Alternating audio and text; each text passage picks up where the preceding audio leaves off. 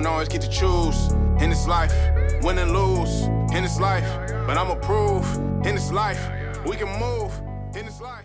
Marc-Adam, bienvenue au podcast. Merci, Anthony. Comment vas-tu aujourd'hui? Ça va très bien. Je suis très content de t'accueillir. Évidemment, on a fait un petit meeting préparatoire avec Nathalie. Là, aujourd'hui, on se rencontre pour vrai. Effectivement. On a fait connaissance. Donc, Marc, c'est pas ton premier podcast. Je te sens très à l'aise. Donc, on va y aller straight in. Parle-moi concrètement, avant de parler de Nixa, qu'est-ce qui t'a amené à lancer l'entreprise, aller dans la technologie de l'automatisation? Parle-moi de ton background un peu. Ouais, j'ai la technologie dans le sang. Pour moi, l'entrepreneuriat, c'est ce que j'ai toujours voulu faire. Déjà, quand j'étais enfant, 7, 8, 9 ans, j'étais abonné au journal Les Affaires et je le décortiquais de A à Z, y compris l'ensemble des stocks, donc des options de la bourse. Et j'essayais toujours de comprendre un peu plus c'était quoi le niveau business. Et donc, c'était ma revue préférée, le journal Les Affaires, avec le cahier A+, qui s'appelait à l'époque, qui était donné dedans. Donc, toute ma jeunesse, j'ai lu sur les affaires. Puis l'informatique m'a toujours attiré. J'achetais des magazines sur l'informatique quand j'étais petit et je branchais également, pendant mon primaire, je branchais les ordinateurs pendant l'été dans l'école, de manière à préparer les salles d'ordinateurs, les salles de classe. Et donc, j'ai toujours eu l'informatique. Il y a une prof qui s'appelait Marie. C'était pas ma prof directement, elle enseignait d'autres classes, mais elle a vu ça et elle a décidé de m'apprendre la programmation dans le cadre d'un programme du ministère de l'Éducation où on voulait savoir est-ce qu'on peut montrer à des enfants à programmer. Okay. Et donc, on m'a appris la programmation quand j'avais 11 ans. Et c'est là, en fait, que ça a commencé pour moi. C'est là que j'ai commencé à faire du web, à faire du logiciel. Et ça a resté. Donc, j'ai pu migrer ma passion pour les affaires avec ma passion pour l'informatique. Awesome. Parle-moi un petit peu plus de ton parcours académique, ça ressemble à quoi? Oui, donc parcours académique un peu cassé. Je suis un décrocheur. J'ai décroché, j'étais en secondaire 3 à 15 ans. Wow. En fait, j'ai décroché pour plusieurs raisons. Je pense que je m'emmerdais beaucoup à l'école. J'avais toujours eu des très bonnes notes, mais je n'avais pas besoin de faire un effort important. Comme je l'ai dit tantôt, moi, ma passion, c'était l'informatique. Ce qui fait qu'à 15 ans, j'ai décroché. Je suis parti en appartement faire ma vie. Nice. Et puis, j'ai travaillé comme ça. J'ai roulé ma bosse jusqu'à ce que j'ai 17 ans. À 17 ans, je suis déménagé à Montréal pour terminer mes études. Donc, j'ai terminé mon secondaire aux adultes. Et puis, à 21 ans, je suis allé à l'université. Directement, donc pas de cégep. Puis après ça, j'ai fait un baccalauréat en administration des affaires. Et c'est pendant ce baccalauréat-là, parce que je m'emmerdais encore un peu, que j'ai lancé mon entreprise Nixa. Right, straight up. C'était ta première expérience entrepreneuriale? Non, j'ai eu une compagnie d'événementiel aussi avant où on organisait des événements avec DJ dans les clubs et tout ça. Donc, j'avais déjà fait de la promotion, j'avais déjà fait de l'organisation d'événements, de la vente, de la facturation, etc. Ma première expérience d'entrepreneuriat, j'avais 8 ans. Donc, je faisais des gazons dans le quartier comme beaucoup de jeunes aujourd'hui, mais je prenais ça très au sérieux. Donc, je distribuais des pamphlets, des cartes d'affaires. Wow. J'avais ma clientèle, je faisais mes suivis, je collectais mon argent, puis je faisais du bon travail. Et donc, ça m'a appris très jeune à comment bien servir le client, comment faire du bon travail, comment être compétitif. T'es jamais le seul jeune dans le quartier qui fait des gazons aussi. Et puis, de fil en aiguille, j'avais une bonne clientèle qui se répétait d'une année à l'autre. Donc, j'ai toujours fait de l'entrepreneuriat. Hey, ben écoute, puis on va pas trop s'éterniser là-dessus, je veux vraiment qu'on parle plus de Nixa, mais je suis curieux, au niveau de tes parents, est-ce que c'était dans l'entrepreneuriat? Est-ce que tu as des frères, sœurs? Ton entourage ressemble à quoi? Ouais, mon père avait un concessionnaire GM que mon grand-père avait parti, donc il y a un peu d'entrepreneuriat, effectivement, dans la famille. Nice. OK. Ma mère était employée, mais elle a toujours eu des sidelines où elle vendait quelque chose. OK. Dans le style Tupperware un peu.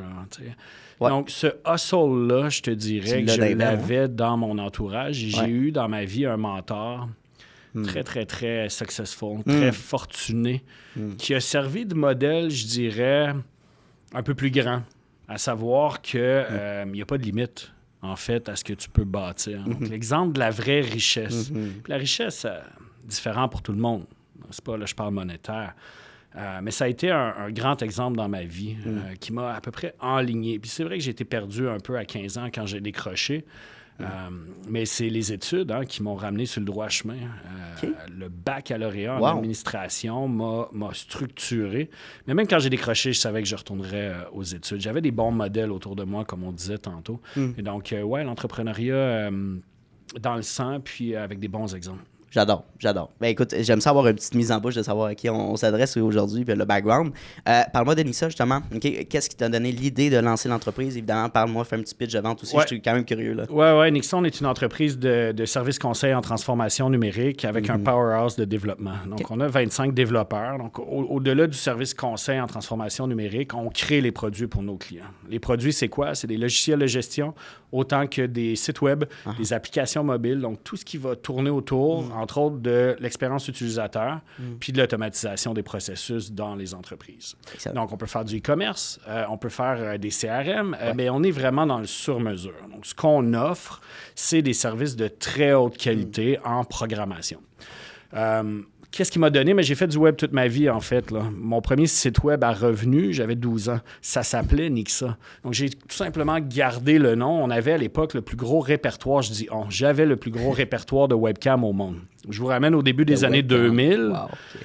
Le live streaming était assez nouveau. Il y a Mark Cuban qui en faisait avec sa plateforme en ligne, mais tu sais, YouTube et tout ça n'existait pas. Donc, de voir des webcams en temps réel, c'était vraiment cool et on en répertoriait 3000. Donc, j'avais un peu de revenus publicitaires avec ça. Et donc, j'ai fait du web toute ma vie. Et d'offrir ce service-là aux clients, je te dirais que c'était probablement la voie la plus facile de se lancer en affaires. Parce que je savais ce que je vendais, je savais comment l'exécuter. Je savais également comment les faire fonctionner, ces sites web-là. Et le service, c'est probablement une des façons les plus faciles de rentrer en affaires. Je dis facile. Il n'y a rien de facile, évidemment. Donc, c'est comme une voie naturelle pour moi, je pense, d'ouvrir Nixa pour offrir des services de développement web.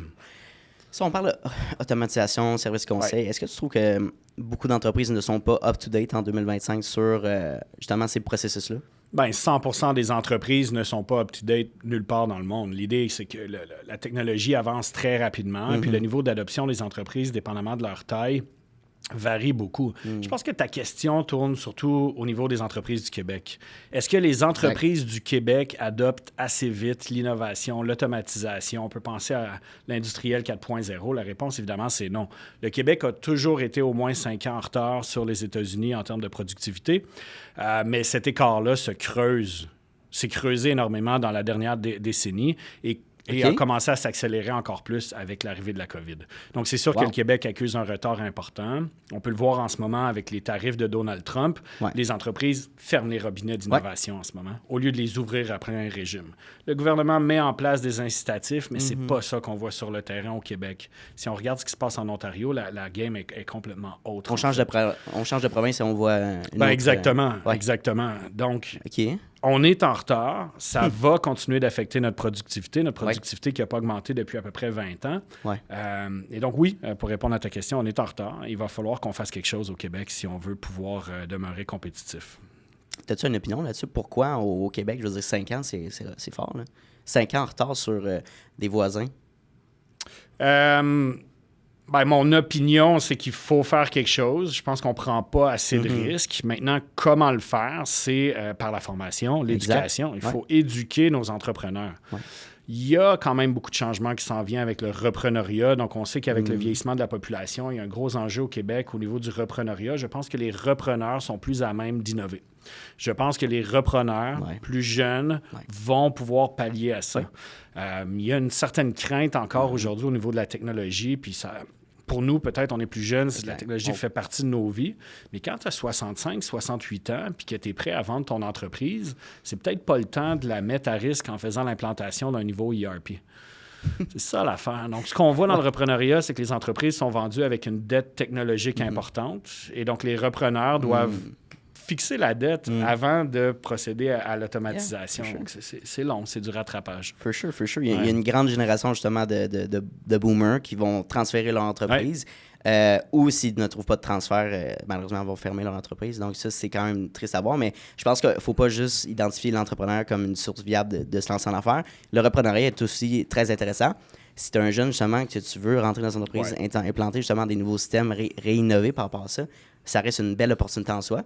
C'est un bon accélérateur. Yeah, Partir une entreprise de zéro, tu le sais, Anthony, c'est beaucoup de travail. Aujourd'hui, j'ai 36 ans. Je ne suis pas certain que j'aurai l'énergie de recommencer à zéro. Donc, le reprenariat, c'est une façon intéressante de rentrer dans une entreprise qui a déjà des activités, déjà des clients. Et où le hustle, oui, va être important, mais peut-être pas de zéro. Ouais. Parle-moi justement de ta clientèle en ce moment. Ça ressemble à quoi? Est-ce que tu as un type d'industrie que tu préfères travailler avec précisément? Non, on n'a pas de type d'industrie. Puis je te dirais que ça nous sert beaucoup parce que quand une industrie en particulier est en difficulté, on a d'autres branches. Donc, on n'est jamais 100% affecté. Nos clients varient beaucoup. On a de la grande entreprise autant qu'on a du gouvernemental. C'est sûr que le gouvernemental est plus que 50% de notre chiffre d'affaires en ce moment. C'est ce qui vient stabiliser le chiffre d'affaires aussi avec la crise économique, les tarifs qu'on est en train de vivre en ce moment. Le gouvernemental, c'est stable. C'est des clients qui payent. On a aussi de la grande entreprise manufacturière. On a aussi de la PME. On a des compagnies d'assurance. On a du bancaire. On a des associations à but non lucratif. On a autant des laboratoires pharmaceutiques qu'on peut avoir des startups. Je suis curieux, c'est quoi la discussion? J'imagine que c'est pas le même genre de discussion que tu vas avoir quand tu as un client gouvernemental qui t'approche ou versus une PME, 10 employés. Qu'est-ce que tu vas lui offrir ou comment tu vas ajuster peut-être ton discours avec cette personne-là qui demande ton service? Le discours, en fait, ne change pas énormément parce que les fondamentaux ne changent pas. Donc, tout outil de gestion, que ce soit un CRM, un ERP, un logiciel de gestion de ressources humaines, c'est sûr que les processus de l'entreprise changent, mais les fondamentaux du développement logiciel sont les mêmes. Donc, on parle d'une prise de besoin. On fait une documentation technique qui peut inclure un mapping des processus actuels, mapping des processus désirés au niveau des automatisations. Et finalement, c'est d'arriver avec des grandes idées, des solutions qui vont permettre à l'entreprise d'atteindre ses objectifs.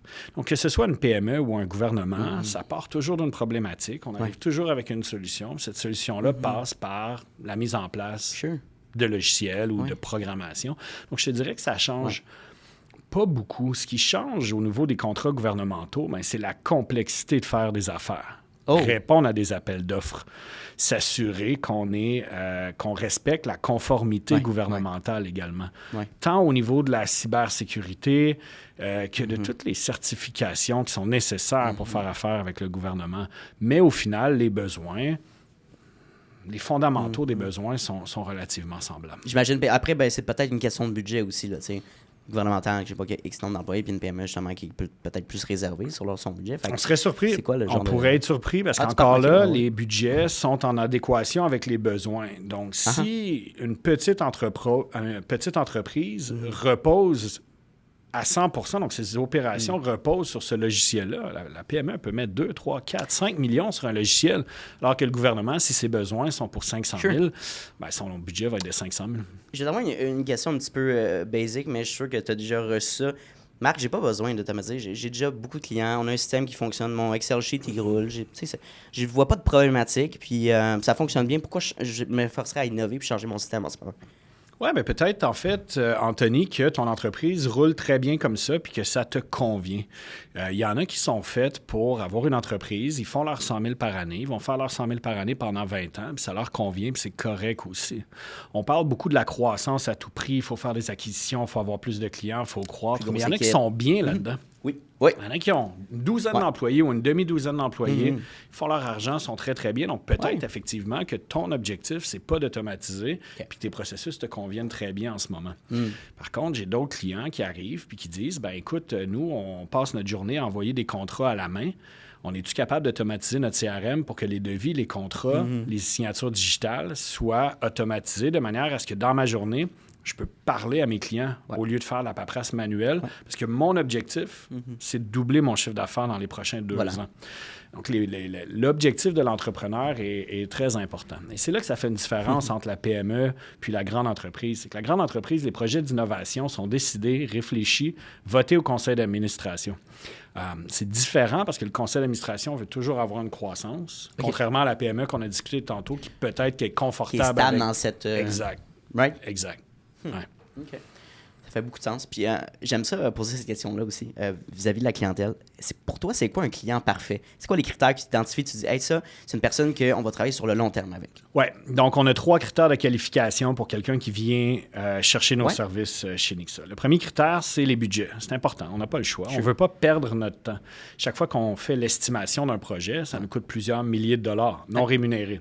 Ce qui fait en sorte que, forcément, on veut travailler avec des clients qui sont sérieux. Ouais. Donc, on n'a pas de budget type, en fait. Il faut tout simplement que les besoins du client ainsi que ses budgets soient en adéquation. C'est simple que ça. Deuxième critère, il faut que le client ait le temps de faire le projet. Donc, si tu as un budget d'1 milliard de dollars puis que tu as besoin qu'il soit livré la semaine prochaine, même si ton budget est en adéquation avec tes besoins, je ne peux pas te le livrer. Donc, par conséquent, critère numéro 2, il faut que la timeline du projet, l'échéancier, soit réaliste. Et le troisième critère, il faut que l'entreprise ait les ressources internes pour exécuter le projet. Si, par exemple, tu viens me voir et tu dis, Marc, moi, je m'en vais en vacances pendant 1 mois. Quand je reviens, je veux que mon site web soit prêt. Tu commences demain matin. Même si tu as les budgets, même si ton échéancier d'1 mois était réaliste, si tu n'es pas là pour répondre à mes questions, si tu n'es pas là pour faire mes approbations, ça ne me sert à rien de faire le projet. Ça va être un échec. Donc, 3 critères. Donc, mon client idéal, c'est celui qui respecte ces 3 critères-là. Peu importe son nombre d'employés, peu importe son chiffre d'affaires. Et on ne veut pas des projets. On cherche des relations d'affaires à long terme. Je suis curieux parce que c'est des critères très importants, justement, pour ne pas perdre ton temps, garder l'efficacité, la productivité. Un client qui est désagréable, qui est cocky, qui est déplaisant, mais que c'est un bon contrat, ça fait du sens, mais que tu sais que ça va être un petit peu plus difficile. Est-ce que tu vas t'ajuster en conséquence ou tu vas dire straight up, ça ne fonctionnera pas? Comment tu vas... Je suis sûr que tu as déjà prendra vécu pas ça, le right? client, Okay. Et si on s'en rend compte trop tard, donc on est déjà dans le projet, on renvoie les clients. On est rendu à une époque de notre entreprise où on peut se permettre de choisir les clients avec qui on veut travailler puis les clients avec qui ça ne fonctionne pas. Moi, de mon point de vue entrepreneur, c'est sûr que je les garderai toutes. Des revenus. Oui, c'est ça. Je les ai closés. Ça m'a pris du temps, de l'énergie, de l'effort. Je peux donner un exemple. Évidemment, je ne peux pas nommer de nom, mais il y a un grand média qui était client chez nous et on s'est rendu compte après 1 an que la culture d'entreprise était trop toxique.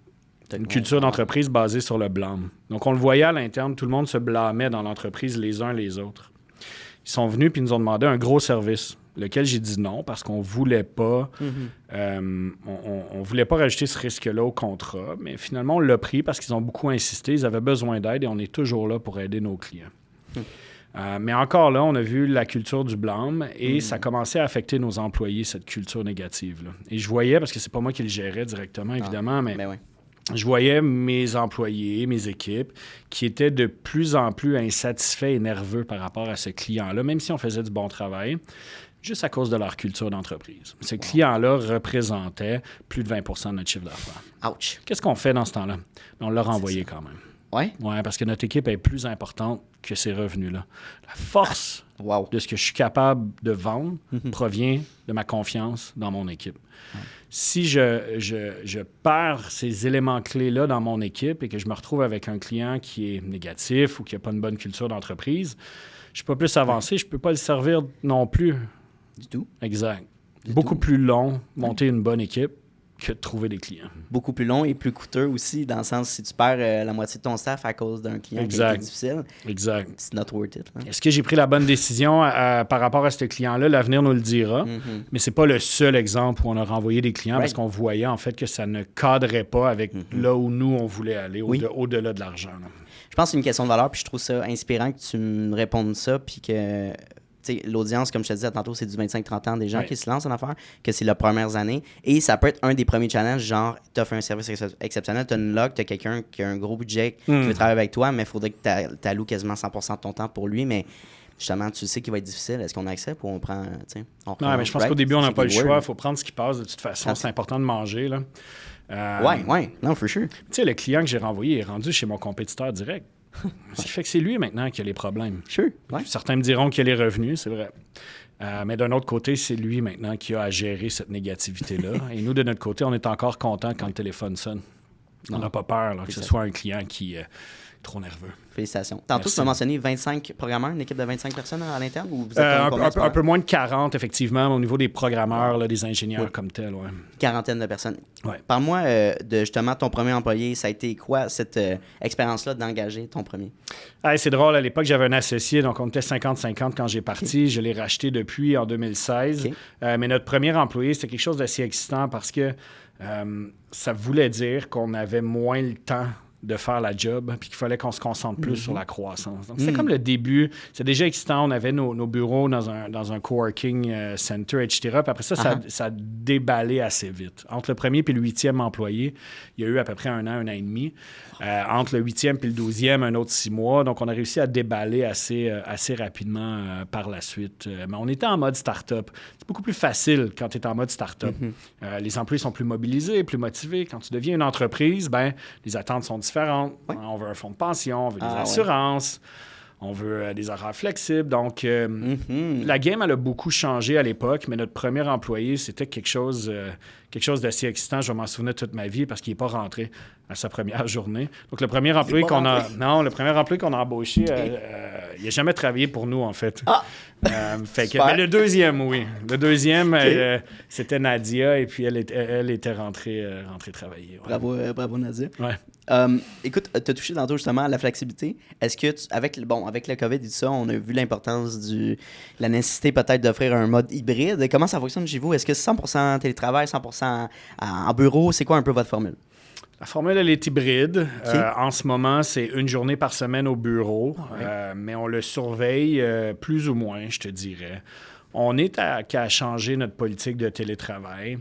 Dans les dernières années, on avait quand même peur de la réaction des équipes. On ne voulait pas perdre des membres de l'équipe qui s'étaient habitués à travailler de la maison. Donc, on a beaucoup attendu à voir qu'est-ce que les autres allaient faire. Les autres entreprises technologiques ont commencé à ramener le monde au bureau depuis 2 ans. Maintenant, les gouvernements, c'est 3 ou 4 jours. Donc, on voit un certain retour à la normale. On va garder une certaine flexibilité. Mais la game, elle a beaucoup changé au niveau du marché de l'emploi. Donc, le gros bout du bâton est revenu vers l'employeur. Et donc, on peut se permettre, je pense, de réintégrer des politiques qui sont un peu plus fermes. OK. On a des bureaux. On a plusieurs bureaux. Et c'est sûr et certain que la surveillance de l'ensemble de ces bureaux-là, qui va au bureau, qui ne va pas, on n'a pas envie de jouer à la garderie. On fait confiance à nos équipes. Nos équipes sont seniors. Je suis encore un des plus jeunes dans l'entreprise. Donc, je pense qu'ils savent qu'est-ce qu'ils ont à faire. Oui. Ouais. Je suis curieux. C'est sûr que ton rôle a évolué. Au tout début, comme on sait, quand on se lance, on porte tous les chapeaux, tu as des employés, tu délègues de plus en plus. Fait que comment ton rôle a évolué? Puis en ce moment, en 2025, un day-to-day dans ta semaine, ça ressemble à quoi? Le rôle a beaucoup évolué. 99% des opérations de l'entreprise ne sont pas gérées par moi, sont gérées par notre directrice des opérations, notre directeur des technologies, notre CTO. De mon côté, il n'y a pas vraiment de journée typique. Pourquoi? Parce qu'on évolue dans un milieu d'innovation. Et donc, j'ai encore cette flamme-là de faire de l'innovation puis de m'impliquer. C'est sûr que je m'implique de moins en moins dans le day-to-day des clients. Donc, un coup qu'un nouveau client arrive pour les projets majeurs, je vais les accompagner jusqu'à ce que je sente que ma présence n'a pas de valeur ajoutée. Le day-to-day, pour moi, finalement, c'est Scrum le matin. Ensuite de ça, c'est de l'administration en avant-midi, de la vente, du développement des affaires quelques heures en après-midi, un peu de réseautage possiblement le soir, un podcast sur l'heure du midi, etc. Mais ça roule beaucoup autour de la négociation. Donc, la négociation de nouveaux contrats, la négociation de nouvelles solutions technologiques. Puis, dans les derniers mois, c'est notre grand projet d'innovation qui occupe mes jours et mes nuits, je dirais. Nice. Awesome. Nice. On va parler justement du processus d'aller chercher un nouveau employé. Fait que disons qu'on est en 2025, là, tu poses une offre d'emploi. C'est quoi tes critères? T'sais, personnellement, quand tu rentres en entrevue, qu'est-ce que tu regardes chez un candidat potentiel? Là? Écoute, ça fait longtemps que je n'ai pas fait d'entrevue, mais j'en ai fait au moins 1000 depuis que j'ai lancé l'entreprise. Okay. Donc, je peux quand même bien répondre à cette question-là. Soft skill, hard skill. Donc, tu sais, premier critère quand on fait l'analyse des CV, c'est les hard skills. On veut savoir c'est quoi les langages de programmation que tu couvres, c'est quoi ton niveau d'expérience. Puis aussi ta capacité à travailler avec plusieurs technologies. Donc, on voit parfois des puristes qui sont spécialistes en une technologie, c'est du Python, je ne fais que du Python, mais la vérité, c'est qu'il faut aussi que tu fasses un peu de JavaScript, il faut que tu fasses d'autres choses, ça évolue rapidement. Puis au niveau des soft skills, une des premières choses qu'on va regarder à la vue du CV, c'est la stabilité. Donc, si tu es quelqu'un qui passe d'un emploi à l'autre à tous les 6 à 18 mois ou même à tous les 2 ans, moi, ça m'envoie un signal fort que tu seras plus chez moi dans 18 mois à 2 ans. Puis je peux me tromper, hein? C'est peut-être une mauvaise lecture de la situation. Il y a beaucoup de choses qui peuvent arriver dans la vie. Ces gens-là avaient peut-être des mauvaises expériences, des mauvais employeurs, des situations de la vie. Mais malheureusement, je regarde beaucoup la stabilité parce que c'est ce qu'on recherche dans nos équipes. On a envie de bâtir des carrières. J'embauche pas quelqu'un qui veut une job. On embauche quelqu'un qui veut une carrière. Qui veut vivre là, avec Nixa. Exact. Et les plus jeunes, ceux qui ont moins d'expérience, qu'on pourrait appeler les juniors, ils ont de l'expérience à faire. Eux, même si on leur offre les meilleures conditions d'emploi, ils vont vouloir aller voir ce qui se fait ailleurs. Comment ça se passe chez Microsoft? Comment ça se passe chez IBM? Et cette stabilité-là, nous, on l'a obtenue surtout avec ceux qui sortent de ces grandes entreprises-là parce qu'ils ont été voir et là, ils cherchent autre chose, ils cherchent une stabilité, etc. pour la famille. Donc, on n'embauche pas de juniors. On embauche des intermédiaires, des seniors. On essaie de prendre peut-être un stagiaire à tous les 18 mois pour contribuer évidemment à notre industrie, mais on cherche avant tout une grande expérience. Est-ce que tu regardes le parcours académique de base, genre on demande un bac minimum, sinon tu passes même pas à l'entrevue, genre? On a des tests techniques. On a des membres de notre équipe qui n'ont pas d'études et qui sont excellents, des autodidactes, qui ont appris comme moi la programmation dans un contexte différent.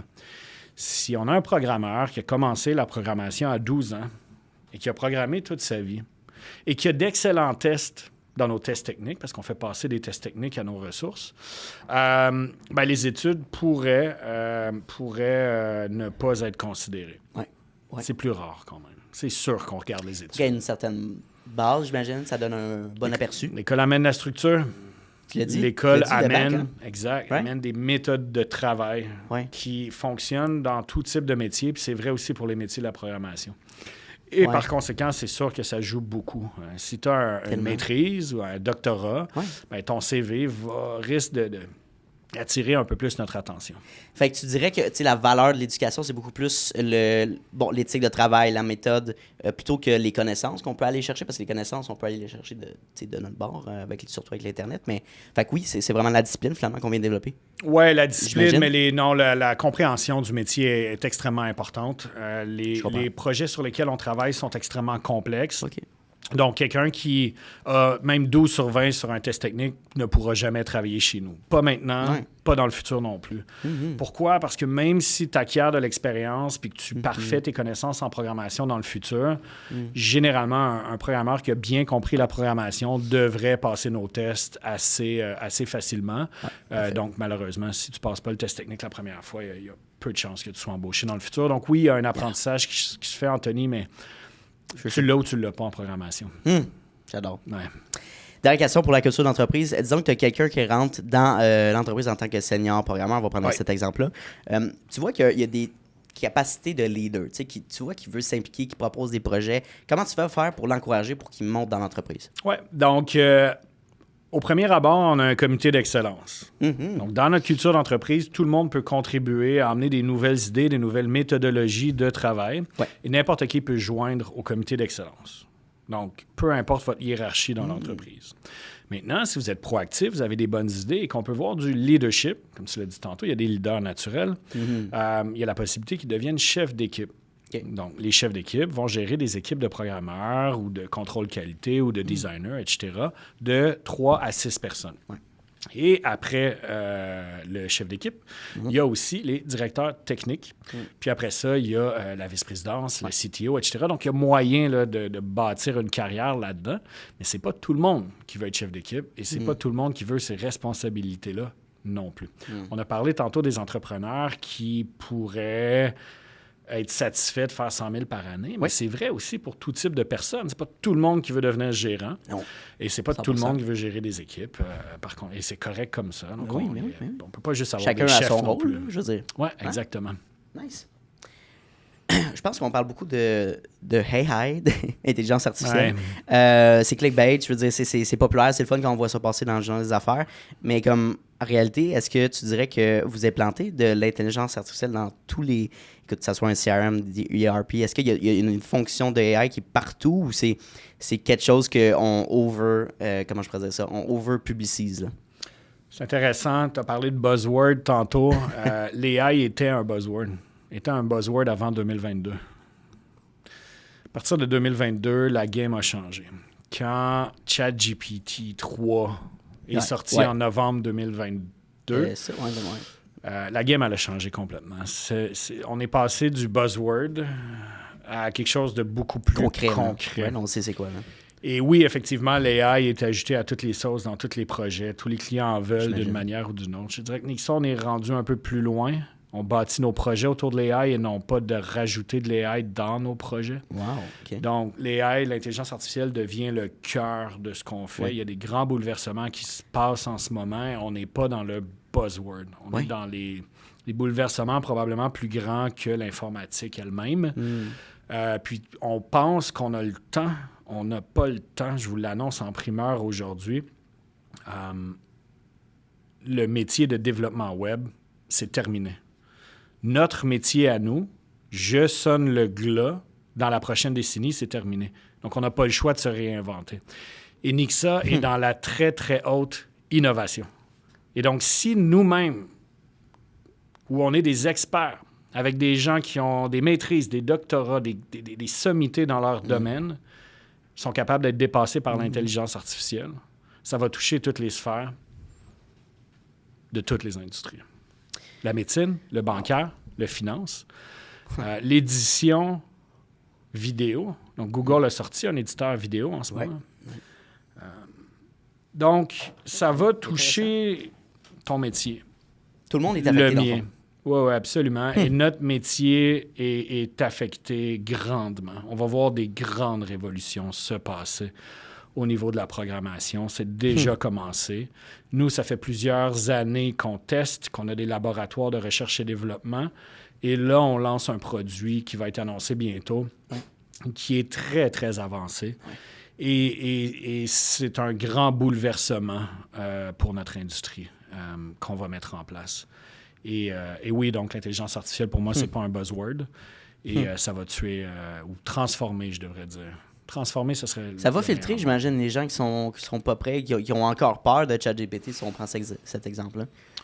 Oui, il faut que les gens embarquent, là. Monsieur, madame, tout le monde, si vous êtes à l'écoute, vous devez commencer à intégrer ChatGPT dans l'ensemble de vos opérations, je dirais.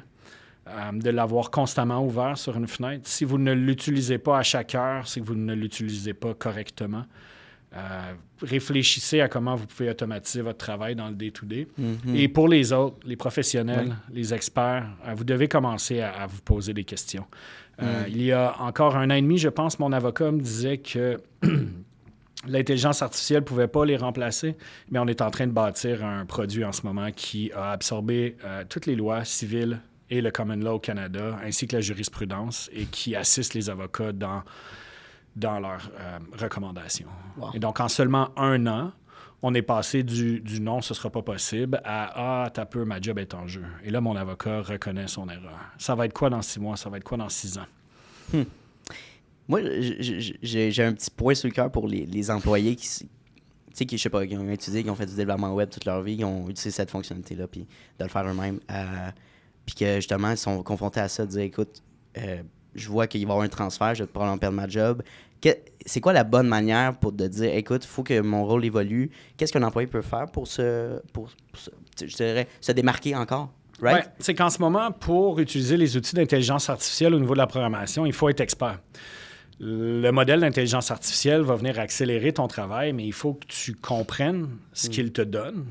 Et pour que le output soit bon, il faut que ton input soit bon également. Et en ce moment, il faut un développeur web pour donner un input. Oui. Un développeur web qui peut analyser l'output, s'assurer que la qualité est bonne. Ensuite de ça, on a besoin d'experts pour tester si le output est fonctionnel et tout ça. Et donc, on n'est pas encore rendu au moment où ces gens-là vont perdre leur emploi. conseil que je peux leur donner, c'est qu'ils doivent devenir les experts dans l'utilisation d'intelligence artificielle pour faire leur travail. Mais pour l'instant, ils sont les seules personnes qui sont capables de bien manipuler les outils.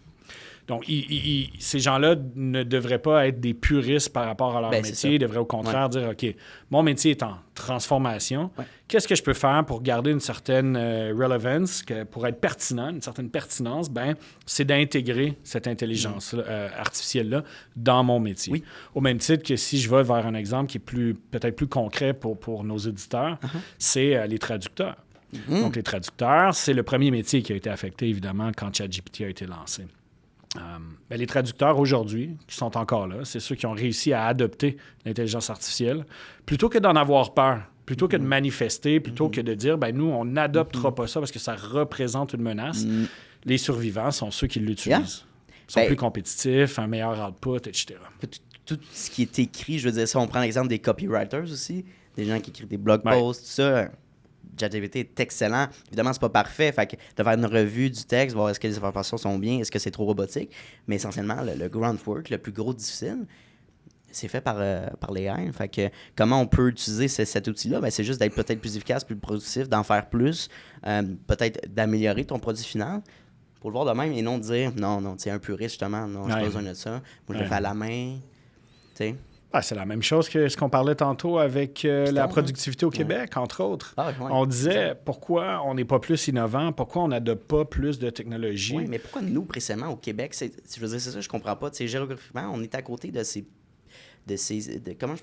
piliers technologiques-là. Comme, même en Ontario, on reste au même pays. Fait puis c'est toujours un speech qu'on entend souvent, on est toujours en arrière. Mais la raison, je ne comprends pas pourquoi. En tout cas, c'est une mentalité. J'imagine que ça va vraiment loin. C'est le capital, c'est l'accessibilité au capital. Avant c'est l'argent. L'innovation coûte très cher. Ouais. C'est des années d'investissement, probablement, avant d'avoir un retour sur investissement concret. Puis il y a un risque important dans l'implantation de systèmes informatiques. La raison pour laquelle je suis encore en affaires avec une aussi bonne réputation, c'est qu'on a toujours livré les projets qu'on a pris à temps. Okay. Cette livraison-là à temps a fait notre réputation, mais ça vient diminuer le risque pour nos clients. Mais j'ai vu dans ma carrière beaucoup d'entreprises faire faillite à cause de l'implantation d'un logiciel de gestion. Regardez le nombre de têtes qui va tomber avec SACLIC en ce moment. Ben, SAP a fait le même coup à combien d'entreprises avant? Ils ont fait le même coup avec Hydro-Québec. Je pense qu'ils avaient gagné l'appel d'offres à 198 millions. On a fini dans les milliards. Donc, c'est toujours la même situation. Et donc, une entreprise, là, on parle de gouvernement, mais une entreprise qui a 400 000 pour faire l'implantation de son logiciel de gestion, si les coûts doublent en cours de route, ne pourra pas se le permettre. Non. La banque va tirer la marge de crédit. Oui. Il y a un risque de faire faillite et donc on a une aversion au risque qui est un peu plus grande, je pense, au Québec. Il y a des sociologues qui auront des meilleures réponses que moi, probablement. Ça se peut, oui. C'est peut-être nos valeurs judéo-chrétiennes, le catholicisme, peut-être le fait qu'on a commencé plus tard au Québec à avoir des entrepreneurs québécois, je l'ignore. Il y a quand même des belles innovations qui sortent du Québec. On peut penser à Lightspeed, entre autres. On a de belles entreprises, mais... Les créateurs, mais effectivement, on n'a pas beaucoup de licornes qui restent au Québec. Oui, parce qu'il y a peut-être une... On ne va pas trop s'éterniser là-dessus, mais il y a peut-être une situation gouvernementale qui est plus difficile de développement pour encourager l'entrepreneuriat, juste au niveau financement, mais comme structure d'imposition aussi. L'accès au capital est difficile au Québec. Right. Fait que les gens, ils se disent, aller vendre ailleurs, aller vendre à quelqu'un qui... Je vais avoir plus d'argent dans mes poches, plus d'argent dans mon entreprise. Ouais. C'est intéressant. Parlons un petit peu des marchés. Est-ce que tu es précisément juste au Québec ou tu offres d'autres marchés anglophones qui t'intéressent? Là? On a des clients partout dans le monde. En fait, on avait un bureau à New York puis un bureau à Philadelphie jusqu'en 2021. On a vendu notre présence américaine en 2021 en plein cœur de la COVID. Ouais. À l'époque, la COVID est arrivée. On a eu une baisse du chiffre d'affaires au Canada de 50 %. Ouais. Et puis, on avait quand même une grosse équipe. Et par conséquent, on ne pouvait plus passer les frontières. J'avais du mal à gérer mes opérations. Donc, j'ai vendu à un partenaire à Miami. Donc, c'est une compagnie de Miami qui a racheté nos opérations américaines et notre non-compete a arrêté à fin décembre 2024, 31 décembre. Et donc là, on a le droit d'aller réouvrir aux États-Unis. On avait un bureau également à Dubaï qu'on a fermé en même temps. Okay. On avait une bonne présence au Moyen-Orient. On avait des bons contrats bancaires. Les États-Unis, c'était plus que 50 % de notre chiffre d'affaires. Et aujourd'hui, l'entreprise aux États-Unis va très, très bien. Mais on a vendu notre présence américaine et depuis, on a racheté un bureau chez nous au Lac-Saint-Jean. Donc, la COVID nous a beaucoup recentrés vers le Québec, l'Ontario, j'imagine. un peu l'Ouest canadien aussi. On a des clients en Europe. On a encore des clients au Moyen-Orient. On a encore des clients aux États-Unis. Donc, oui, nous, on n'a pas vraiment de territoire géographique en termes d'acceptation des clients. Mais la COVID a fait qu'on a recentré nos activités de développement des affaires au Québec, Ontario. Et ça nous a bien servi. Dirais-tu qu'il y a des fonctionnements différents? Disons que tu as un client, on va prendre l'exemple, un client américain, client francophone. C'est sûr que, bon, là, si on se met juste au niveau de l'argent, c'est différent, là, mais je veux dire, mais mentalité, je crois, tu me diras si j'ai tort, les Américains, peut-être, ont plus tendance à dire voici le coût du projet, parfait, on investit. Parfait, je vois la valeur ajoutée, on y va. Tandis que nous, on va peut-être plus analyser, étudier avant de prendre une décision. Qu'est-ce que tu vois par rapport à ça? Bien, il y a moins d'aversion au risque, effectivement, aux États-Unis. Les montants sont différents. Les chiffres d'affaires des entreprises, pas toujours, mais en général, est différent. Donc, c'est sûr que le cycle de vente est plus rapide aux États-Unis. Le cycle au complet, je dirais, est plus rapide parce qu'on se fait payer plus rapidement. On n'a pas de créances douteuses aux États-Unis, mais on a toujours des créances douteuses au Québec. Donc, je dirais que les Américains sont de bons payeurs. Et lorsque les clients américains ont des insatisfactions, ils vont généralement le verbaliser après le paiement. Donc, je t'ai payé, tu me dois quelque chose par conséquent. Au Québec, c'est le contraire. Au Québec, je te paye après que tu m'aies rendu le service, par exemple. Et la différence, elle est importante parce que au Québec, je dirais qu'un client qui est insatisfait va le verbaliser avant le paiement. Alors qu'aux États-Unis, la mentalité, elle est beaucoup maintenant que je t'ai payé, je peux me plaindre ou je peux critiquer un aspect ou un autre. Tu sais. Et ça, cette fierté-là d'avoir des bons comptes, je la retrouve moins au Québec, malheureusement. Et les entrepreneurs qui nous écoutent, nos auditeurs en ce moment, il y en a beaucoup qui comprennent de quoi je parle en ce moment. Ouais. Donc oui, il y a des différences culturelles dans la manière de faire des affaires. Autant que quand on allait ouvrir le bureau en Israël, la manière de faire était différente. Au Moyen-Orient, c'était complètement différent. Puis en Afrique, c'est différent aussi. Les cycles de vente sont différents. La manière de faire des affaires est différente. Le rythme est différent. Beaucoup plus rapide en Israël, plus rapide aux États-Unis, un peu plus lent, effectivement, au Québec. Intéressant. Est-ce que tu dirais qu'un entrepreneur qui veut se lancer en affaires, tu as plus d'intérêt si, mettons, on regarde juste la mission de dire tu veux faire de l'argent, puis bâtir un empire ou bâtir ton entreprise, c'est peut-être mieux d'aller dans d'autres marchés plutôt que de commencer ici parce que tu vas avoir peut-être du retard, ça va être plus difficile pour rien. Est-ce que tu aurais ce conseil-là nécessairement? Ou non, j'ai pas ce conseil-là, mais je vous dirais, le monde est un petit endroit. Aujourd'hui, aller voir un client à Dubaï, c'est très facile. On prend l'avion, dans 13 heures, tu es là. Ou tu sais, prends un red-eye, là, les vols vers Dubaï partent à 9 h le matin, par exemple, de New York. Dors dans l'avion, puis demain matin, tu vas être en meeting chez ton client, puis tu reviendras. Donc, allez là où vos clients sont. Il y a beaucoup de gens qui disent m'être chez nous avant d'aller ailleurs. C'est peut-être vrai. C'était très vrai à l'époque des boomers. Mes mentors boomers me disent toujours la même chose. Établis-toi ici, pas après. Moi, je tiens pas ce discours-là. Allez là où les clients sont. Maintenant, le monde est grand. Si vous vendez des produits, je comprends, c'est différent. Il y a une logistique de livraison qui est différente. Il y a du shipping, du freight. C'est autre chose. Là, moi, je suis dans le service. Ce que je vends est immatériel. C'est virtuel. Ce n'est pas tarifé. Donc, ça peut être vendu n'importe où dans le monde. Nos clients au Japon ou nos clients en Ontario sont servis de la même manière, juste sur un fuseau horaire différent. There you go, parce que tu as standardisé. Exact. Je suis curieux, dans plusieurs industries, je pense qu'il y a beaucoup de compétition. Je veux dire, c'est rare qu'il y ait un monopole maintenant dans une industrie quelconque. Fait que, c'est quoi l'élément différenciateur chez Nixa?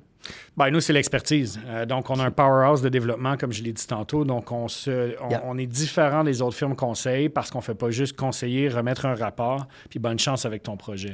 On le prend de la problématique initiale au moment de la consultation pour trouver les idées, les solutions. Puis après ça, on fait la mise en place et ça ne s'arrête pas là. On va vous suivre pendant l'entièreté de la vie du projet. Donc, si votre projet dure 10, 20 ans, Nixa va vous accompagner pour la maintenance, l'ajout de nouvelles fonctionnalités, pour le support. Donc, on vous accompagne vraiment là, du début jusqu'à la fin. Ça, c'est la première chose. Ensuite de ça, on a une expertise Python très importante. C'est notre langage de programmation de prédilection.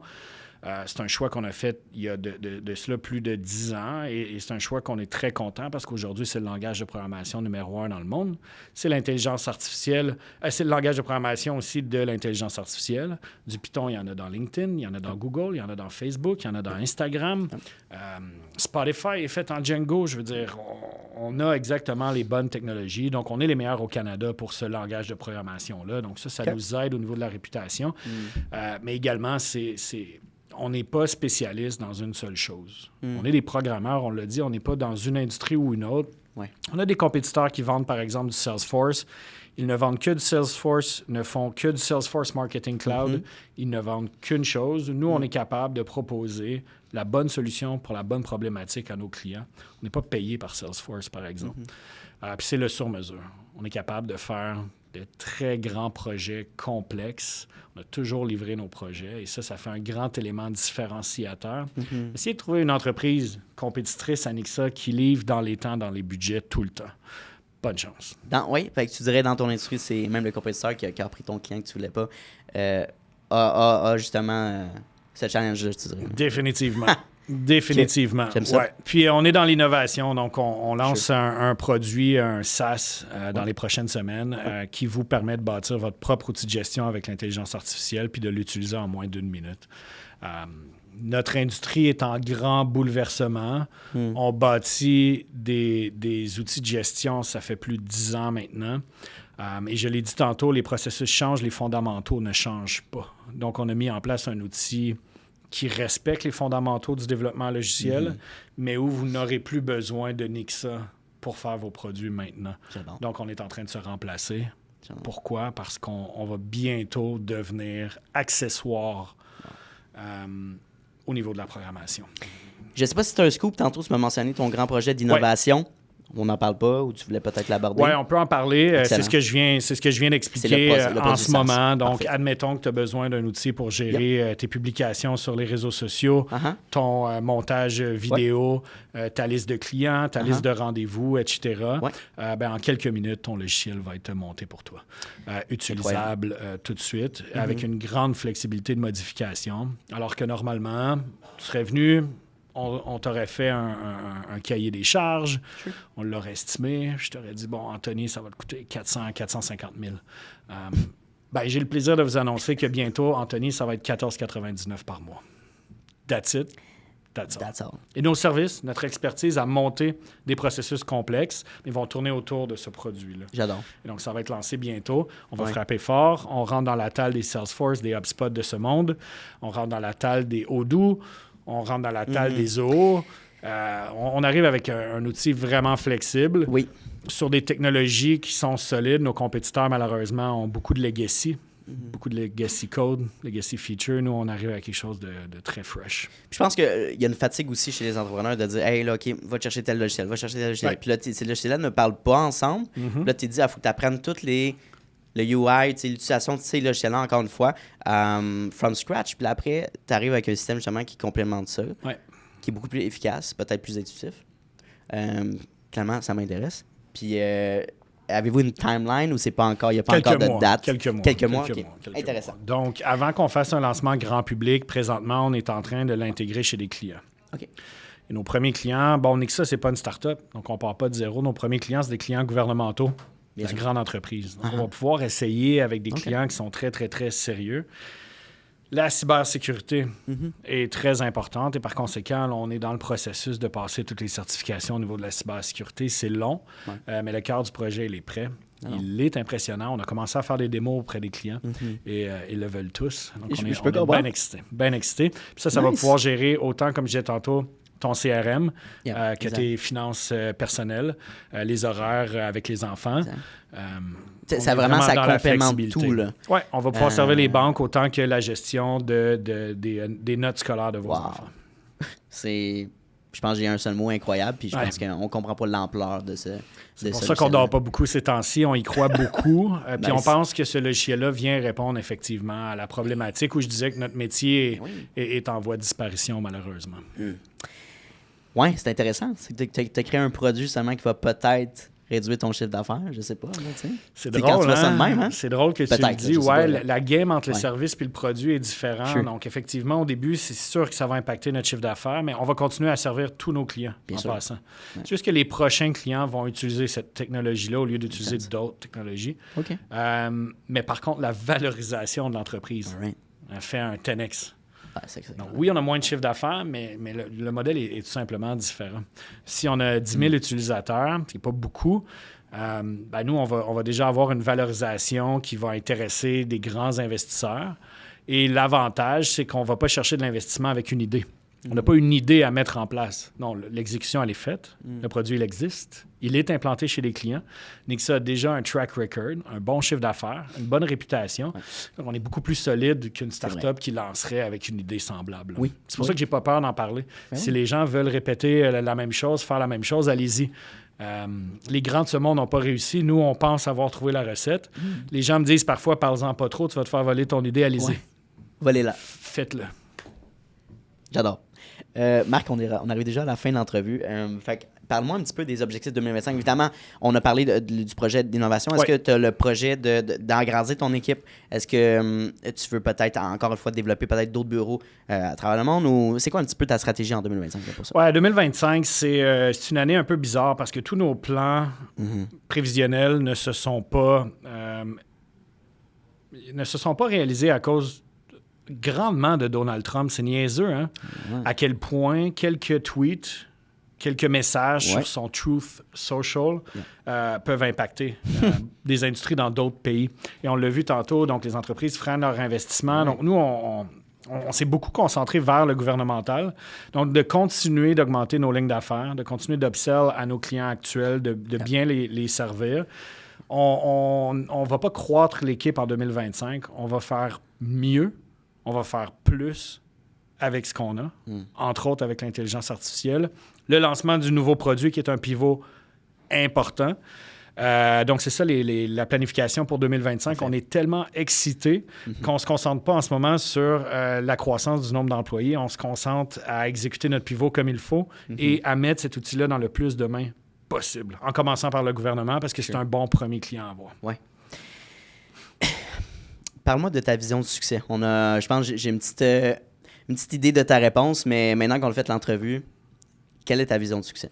Ma vision du succès, comme j'ai expliqué tantôt, c'est de pouvoir me lever à tous les matins et avoir le choix de ce que j'ai le goût de faire dans ma journée et que ce choix-là, ce soit de travailler. Si vous vous levez tous les matins et que vous avez le choix de travailler ou faire autre chose, là, peu importe vos passions. Je suis un parachutiste. Ouais, mettons.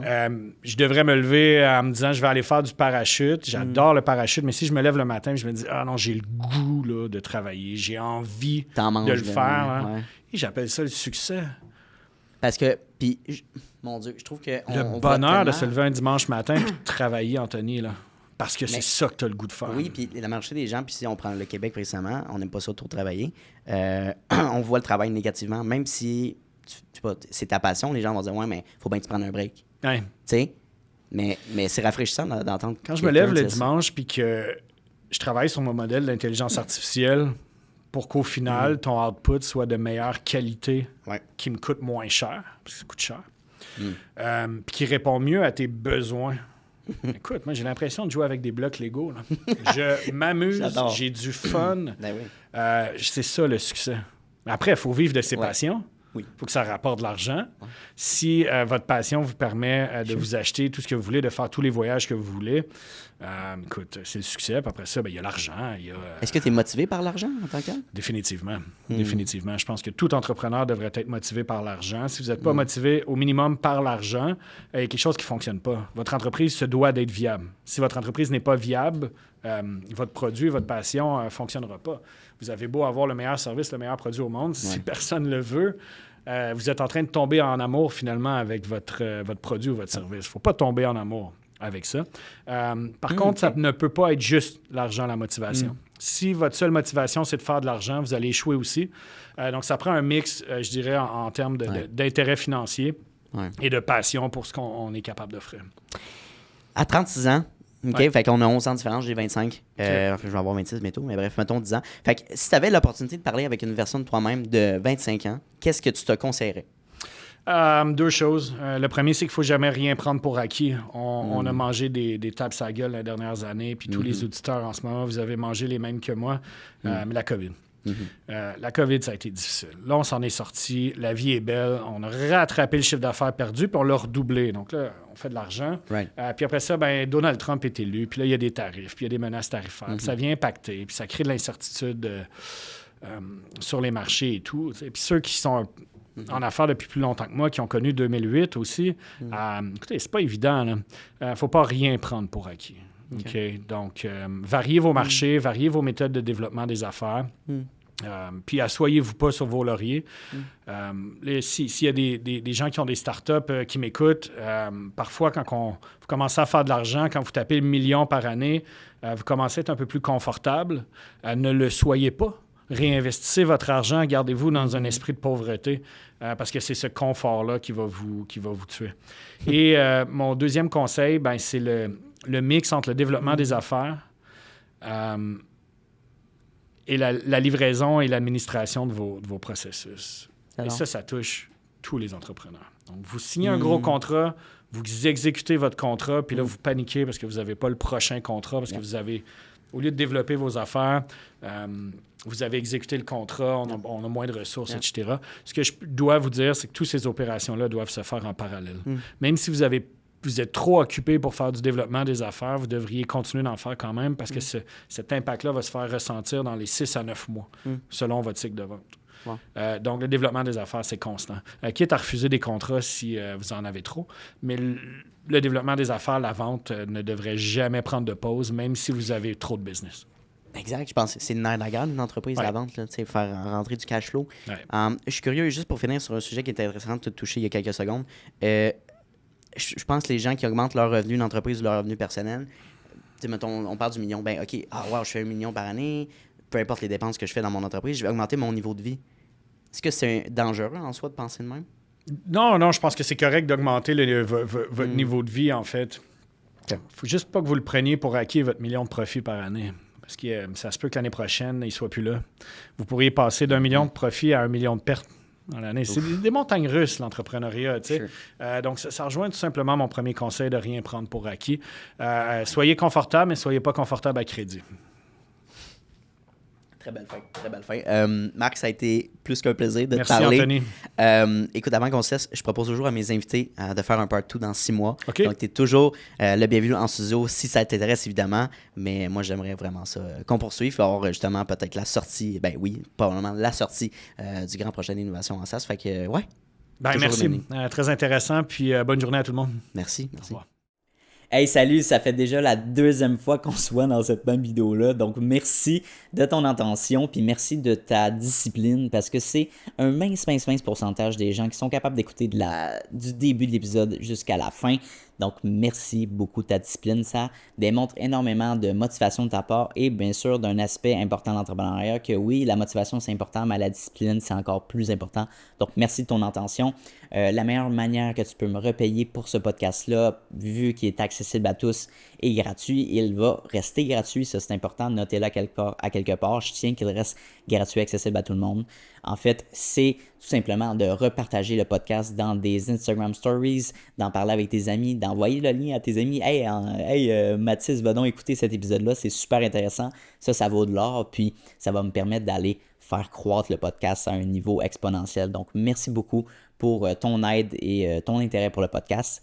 Et bien sûr, on se revoit la semaine prochaine dès jeudi midi pour un nouvel épisode. Donc, bonne journée à toi.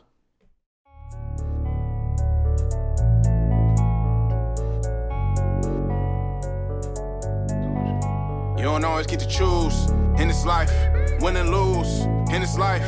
But I'ma prove in this life, we can move in this life.